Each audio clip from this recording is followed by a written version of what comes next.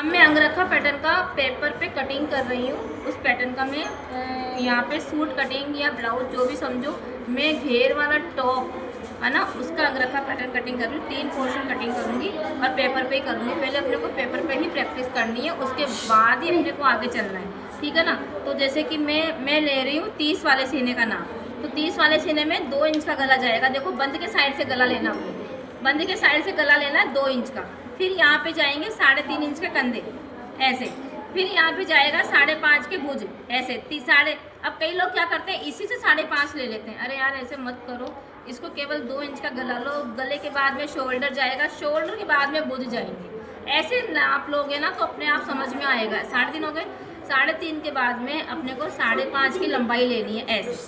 ऐसे लेनी है 3.5 के बाद में। देखो ऐसे 5.5 लेने, और यहाँ पे लेने हैं 5 इंच का गला। ये 5 इंच का गला 2 के बाद में ऐसे निशान लगाना। आई बात समझ में। अभी 5 को तो ऐसे मिला देंगे और इस 5.5 को ऐसे कर देंगे। ऐसे करने के बाद में अब सीना आया अपने 30 का, तो 7.5 हो गए। 30 में 10 प्लस 8 प्लस कर दो, 38 हो गया। तो 38 का हाफ 1/4 जाएगा 9.5। तो मैं 9.5 पे ये कटिंग कर रही हूँ। देखो 9.5 पे मेरी कटिंग हो गई। ये हो गया, निशान लग गया। ये निशान ऐसे जाएगा। अब मैं यहाँ से 1 इंच की, अब यहाँ पे मेरे को 1.5 इंच का कटिंग, 1.5 इंच किसके जाता है, जिसके 44 42 ऐसा सीना आएगा ना, है ना, उसका साइज उस पर जाएगा ये 1.5 इंच का। इसकी तो 1 इंच की कटिंग जाएगी, है ना। 40 वालों की भी जाएगा। हाँ 40 वालों के 1.5 का ही जाएगा। अब देखो यहाँ पे 1 इंच की कटिंग को, अब जो मैंने ये निशान लगाया ना, उससे आधा इंच नीचे उतारना है। इस निशान पे कटिंग नहीं करनी है।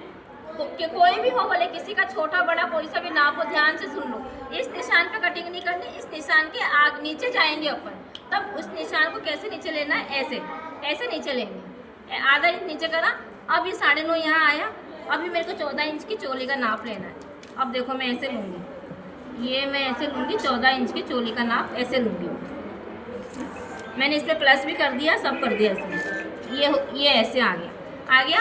अब मैं इसकी कटिंग कर दूँगी।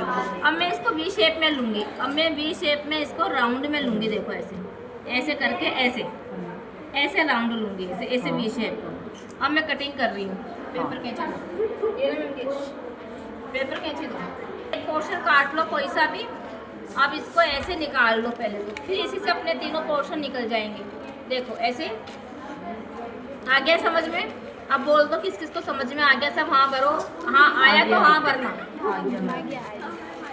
हाँ ऐसे हाँ नहीं भरनी, करना आपको। ये कटिंग स्टिचिंग सब आपको ही करना है। ऐसे ये एक कटिंग हो गई है। अब इससे अपन तीनों कटिंग निकाल सकते हैं। ये तो सेम ही रहेगी तीनों की, ये लंबाई और ये जो साइड का जो कटिंग है ये वाला तो सेम रहेगा। गले की अलग जाएगी। तो दो पोर्शन तो वी नेक के ही कटेंगे अपने। जो मैंने ये वी नेक काटा है, ये 2 पोर्शन तो अपने सेम जाएंगे। अब एक पोर्शन पीछे की इंच का 3 इंच पे कटिंग होएगी, वो छोटा जाएगा बस। हाँ बस ये 3 इंच का ऐसे रहेगा बस। अब ये 3 पोर्शन कट हो गए, समझ लो। ये 2 मैंने ये आगे के काट लिए और एक पीछे का कट गया। तो मैंने खोल दिया ना, उसको जुड़ा हुआ था तो बंद पे कटिंग करा था, तो मैंने खोल दिया इसको। ये मैंने सिंगल कर दिया, तो ये ऐसे दिखेगा मेरी कटिंग, ठीक है ना। अब ये ऐसे दिखेगी। तो मुझे अब यहाँ से कितना लेना है,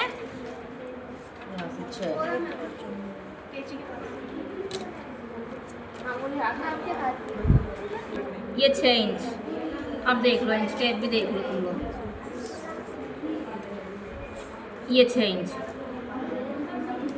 आ गया समझ में, ये 6 इंच। अब मुझे इस 6 इंच को यहाँ पे लेके आना है 6 के पास, ऐसे। इसको ऐसे, कंधे के बीच में ले सकते हैं ना। हाँ ये एक पोर्शन ऐसे करते हैं। इसका भी सवाल सही है।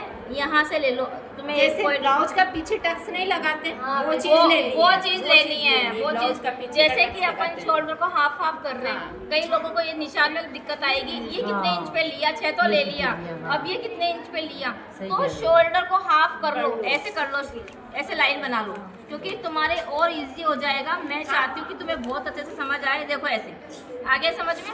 अब ये लाइन बन गई। ये देखो ये लाइन यहाँ आई है। आप आधा इंच कम ले लो, कोई दिक्कत नहीं, यहाँ ले लो। ये अपने बिल्कुल परफेक्ट तरीका है।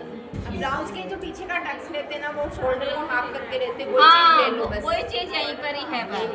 तो इसमें मतलब आप अंदर का एक बार तो एक तो पूरा बन गया। हाँ ये